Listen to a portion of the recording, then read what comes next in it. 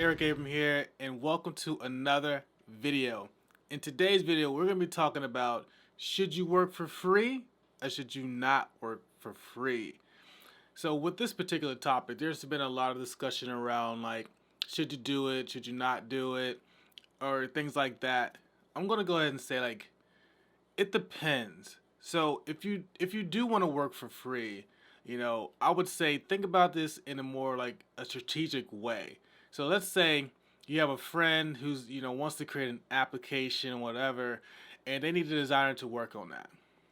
Well, does that friend have an established business? Are they an LLC? Are they documented?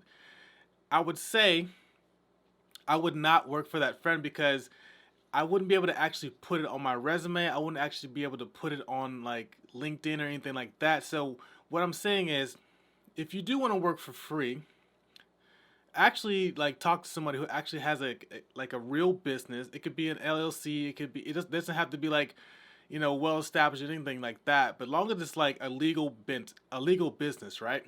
So that way you can actually put that business on your resume, put that business on your LinkedIn. And so what I would do, I would negotiate with said person and say, like, hey, I know you have a business and you want this application or website done, and I need some, I need some exposure, I need some experience doing this. I would love to design your website or your application for you for free. In the response would be in not the response, but in return, I would like to be able to, one, be able to do this on a 3 month contract, so you can put that on your resume, and also would be want to be able to, if I need a letter of recommendation, can I use you as that person? So I would just negotiate and say like, hey, I want to do this website for you for free. In return, I want to be able to just do like a 3 to 4 month contract with you, and also in return, can you please give me a letter of recommendation saying that yes, I did this job for you, this is a real job, etc., etc. Because like the reason why you do that is because that is a genuine way to actually get real world experience, because you're actually doing real work for a real business. And you're not lying on your resume. You're not making things up, because this is a real legal LLC. You can look it up on LinkedIn. You can look it up on wherever they are, and just negotiate it that way. But just doing like random pro bono work, working for your friend or whatever, like that's gonna be kind of hard to talk about and hard to sell when you go into these job interviews. So just think about it like that.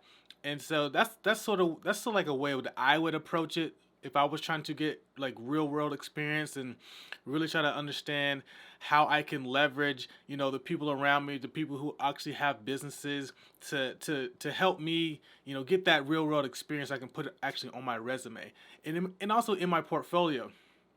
And so like at the same time, like don't forget to do actual like user experience processes.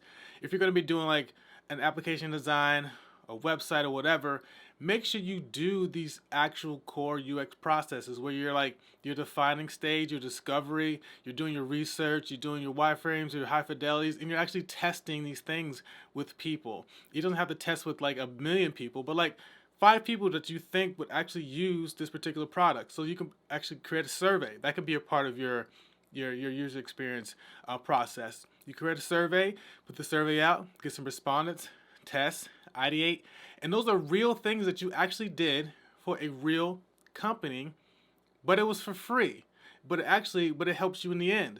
But it also in the same vein, if you don't want to work for free, you can also negotiate and say like, hey, I'll do this for you for this X amount of dollars. It could be a cheap amount of dollars or whatever. That way you can have some sort of money coming in if you want to, or you could go the route and say like, hey, I created my own contract LLC, and you can actually, build your own LLC, and you can go about it that way. But what I would say is, if you do want to work for free, if you do want to get some experience, make sure that you're actually doing it for people who actually have a real, tangible business. It doesn't have to be a super successful one. It doesn't even have to be one that's well known. And then you negotiate whether or not how long you want to do this. I would recommend 3 to 6 months on a contract basis. I put contract in quotes because it could be shorter than that, but 3 months would be a recommendation. and also negotiate that they be able to offer a letter of recommendation for you when you go out to do these job interviews. So that way, when you put it on your resume, it's a real thing. All right, guys, this is a short one. I just want to hit you guys with that information. I was watching a video the other day about it, so I just want to be able to offer my opinion on how you can kind of approach it. And I think this way makes the most sense, and also it's going to help you going forward because it's real. It's not fake. It's real, and you can speak to that. So with that, guys, I leave you with 2 pieces and a thumbs up. And don't, and like I always say, guys, don't just be a unicorn, be an ugly unicorn. Peace.